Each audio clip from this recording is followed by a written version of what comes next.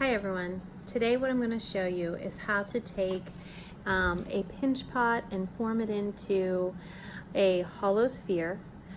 This is not a requirement for the course, but this is just to expand your ideas, and it might help you to recreate some of those ideas that you found that you're not quite sure how to get that small of an opening on the top. You can make whistles with hollow forms, you can make lanterns and things like that. So what we're going to do today is just take the clay and form two pinch pots, put them together, and go from there. So the first step I'm going to do is take the clay, I'm going to cut out a chunk appropriate to the size that I want to be working with. I'm going to be using a wear board. The board is so that my clay does not stick to the surface that I'm working on. So whatever table I'm working on. If I'm working on a plaster table, a wooden table without a finish on it, or something that's not going to be really sticky, then that's fine. This is a vinyl top desk, and so the clay will stick right to it if I really smush the clay down on it. Not that we're going to be doing that. That's more important with slab building, but it's just how it's going to work. So generally what I do is I take the amount of clay, I look at it and I eyeball it, and I can tear it in two. I twist in opposite directions, and I can get two pretty even pieces. I'm going to set one down. This is going to be a fairly big hollow sphere. I'm going to roll the first one. I can roll on the wear board, or I can roll in my hands.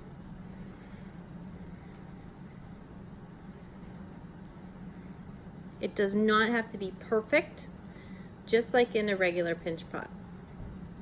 I'm going to take the other one, roll it into a hollow sphere as well. I like to form them like snowballs sometimes if it's not cooperating.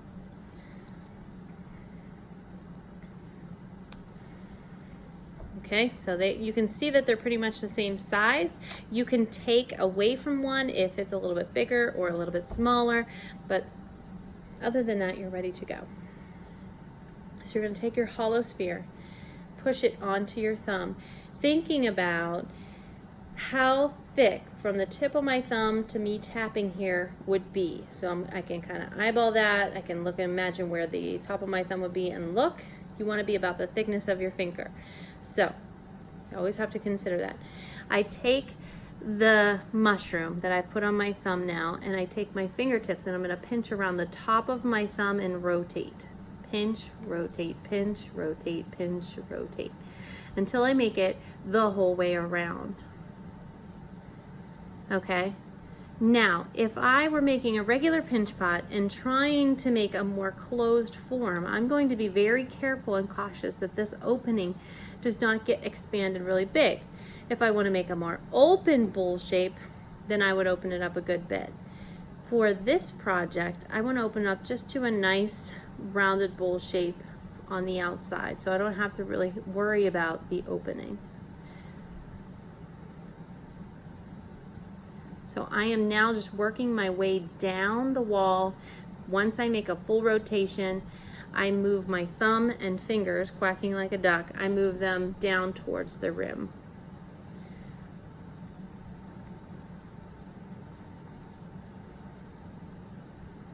This is opening up nicely. It's about half of a sphere, and that's what I want. Like I said, this is going to be a fairly big hollow form, but I wanted to do a nice size to show you. If I do whistles, I generally do a smaller size. I would tear this size in half. Okay, so I'm going to take this one, form it on my thumb. Now my goal is to make the same size bowl. At least the rim has to be similar. I'm going to pinch around my thumb, one full rotation, move my hand down a little, one full rotation, move down a little bit more,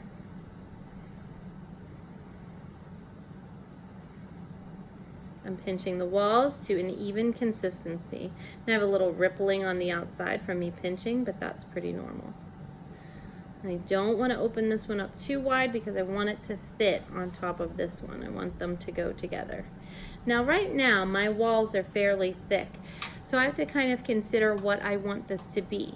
I never want my clay to be much thicker than my pinky for a wall thickness, but if I want to put holes in this and have it be like some type of lantern, I do not want the walls to be this thick. I want them to be thinner because you're going to be able to see that thickness when you puncture the holes through.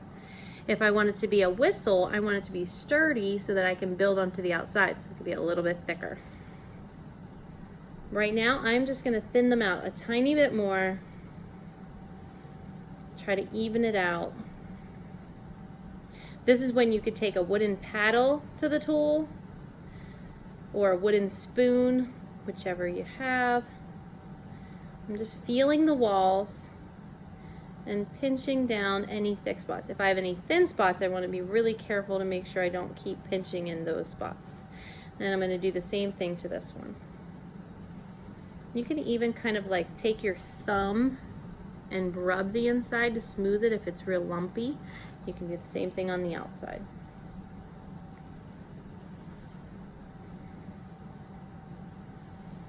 Now that I have them made, and because my clay is the same soft consistency, I can take the two of them, line up their rims, and put them together.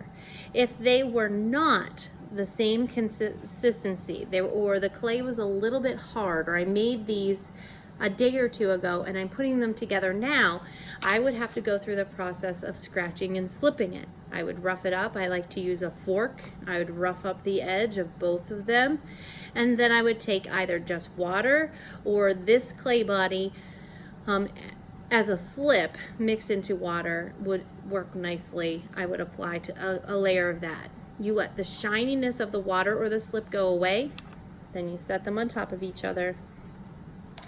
I like to kind of turn it and make sure that the rims are lined up. It'll look like two lips together. And then I like to give the top a little pat, like you're burping a baby, just real light to get those to smush together. If you use the scratch and slip, you might have a little bit of the slip smushing outwards, and that's good. That means that it's starting to seal up. Okay. Now, if you kind of tug on them, they should not come apart at this point. But to make that even more secure, what we're going to do is smear across the seam. So this is our seam.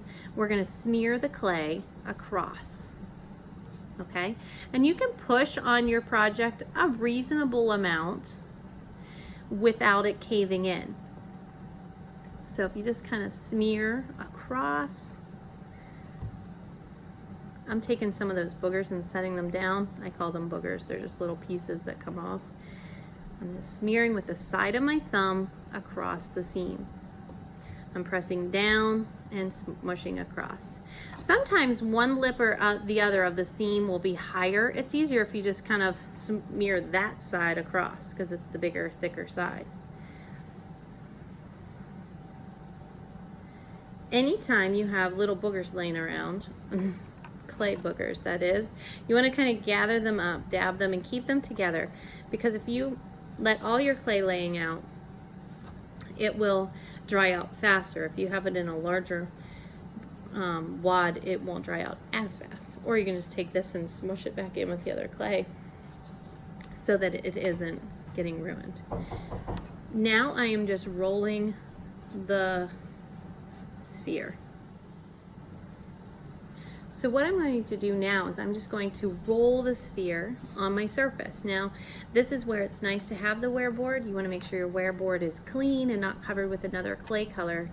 Otherwise, it will contaminate this one. This is a nice white clay when it's finished, so if you contaminate it now, you'll find out later and you'll be kind of bummed. Or you'll have a nice little spiral of color in it and you can work with it anyways. All depends on your desired effect. So right now I have a hollow form, and that's what the goal was to make today. Sometimes I have my students try to make the nicest sphere. You can make pumpkins out of this, you can make whistles out of this. You can, a lot of the whistles that I mentioned, I will do a demonstration on in turning hollow spheres into animal whistles and things like that. You could puncture holes into this and have a loop, a little hanger. You could put battery operated lights inside of it. Really, it's ultimately up to wherever your creativity takes you now. You have a hollow sphere. One important thing to note is you always want to make sure you have at least one hole in a hollow enclosed form. Okay, so if I put this in the kiln, there would be a very high chance that when it is fired in the kiln, it will explode.